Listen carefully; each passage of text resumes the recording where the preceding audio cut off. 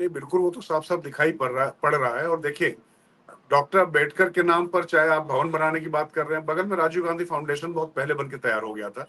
उसकी जगह भी मिल गई थी और वो बिल्कुल भव्य तरीके से तैयार हो गया था। लेकिन एक छोटी-सी कोठरी में पूरा जो है, जो अम्बेडकर संस्थान, उनको वहाँ पर सिकोड़ कर रख दिया गया। तो उसको भव्यता का स्वरूप नरेंद्र मोदी को देने का मुझे लगता है श्रेय मिला। निश्चित तौर पर मैं जब कहता हूँ कि नायकों का आप सम्मान करते हैं, तो आप अपने देश का सम्मान करते हैं, अपने देश की संस्कृति का सम्मान करते हैं, और ये करना चाहिए। आप लोग बातें कर रहे हैं, लेकिन बातें भी नहीं कर रहे हैं। आप दरअसल बातें वैमनस्य फैलाने के लिए, अपना राजनीतिक हित साधने के लिए कर रहे हैं। तो राजनीतिक हित साधना है तो भैया बहुत सारी चीजें पड़ी हुई हैं, समाज को बांट कर तो मत साधो। अब इसके बाद जब बात शुरू होती है कि अम्बेडकर का, मैं ज्यादा अतीत में नहीं जाना चाहता, क्योंकि लोग कहेंगे कि नेहरू अम्बेडकर, शुरुआत में ही प्रियंका गांधी ने कह दिया सदन में कि भाई आप नेहरू जी को ही कहते रहते हैं। लेकिन आज की तारीख में आपने क्या करना शुरू किया है, क्या कर रहे हैं? जब हरियाणा की बात आई थी तो आपको शैलजा नहीं दिखाई पड़ी थी, और तो और जान दीजिए हर्षवर्धन, दिल्ली में बैठे हुए लुटियन जोन के जो पत्रकार हैं, मैं तमाम टीवी चैनल्स में जब गया, जब मैंने कहा कि शैलजा का जिस तरीके से तिरस्कार हो रहा है, ये भारी पड़ सकता है, और अगर बात इतनी ज्यादा है संविधान की, तो शैलजा को क्यों नहीं आगे करते हैं, क्यों ये मैसेज नहीं देना चाहते? बोले तब तो फिर सरकार आएगी नहीं, वहां पर हुड्डा ही सरकार ला सकते हैं।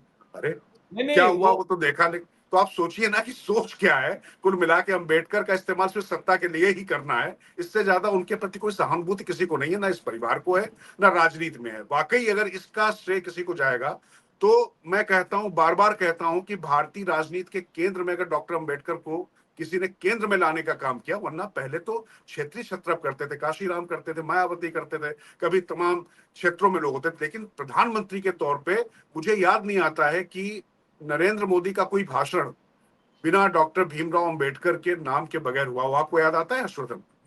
मैं आपको उससे भी आगे बताता हूं। हम्म, संविधान जो बना, उसके उसका दिवस मनाने का काम किसने शुरू किया? इन्होंने, नरेंद्र मोदी ने, प्रधानमंत्री के तौर पर।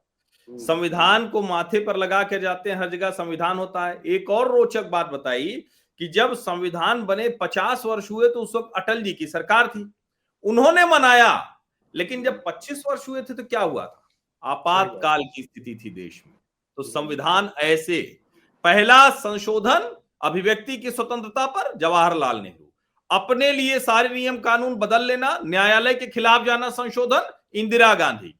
अब मुसलमानों के अपीजमेंट के लिए न्यायालय के निर्णय को उलट देना, शाहबानो, राजीव गांधी। तो एक तरह से पूरा का पूरा संविधान का उल्लंघन उन लोगों ने किया। और यहां तक नहीं है, एक जो, जिसको कहते हैं ना कि आप उधर तो नजर नहीं उठा सकते हैं, कैसे बोल देंगे, श्रीमती सोनिया गांधी जी। सोनिया जी ने तो सब किनारे कर दिया। त्याग की मूर्ति कह रहे थे, उन्होंने कहा अच्छा चलो ठीक है, नया तरीका निकालते हैं। हम्म, इस देश ने कल्पना नहीं की थी, जो जवाहरलाल नेहरू, इंदिरा गांधी, राजीव गांधी संविधान का जो कहें कि संशोधन या बदल बदल कर रहे थे, प्रियम्बल बदल कर रहे थे, सोनिया गांधी ने कहा कि ना, अब इस सबसे ऊपर होगा। कैबिनेट जनता से चुनकर आए सांसद, प्रधानमंत्री जनता से चुने सांसद तय करते हैं, लोकसभा या राज्यसभा से कोई आए। सोनिया जी ने कहा कि हम कुछ भी हो, हम बनाएंगे एनएसी, और पीएम साहब भी उसी को औपचारिक अनौपचारिक रिपोर्ट करेंगे। हम्म, इस देश में आपातकाल सिर्फ एक बार नहीं लागू हुआ, ये हम्म, दोबारा फिर से चला था 2004 से 14 तक, जिसमें आदत है। और शायद यही वजह है कि राहुल गांधी को लगता है कि हम जो करेंगे वही अंतिम सत्य है।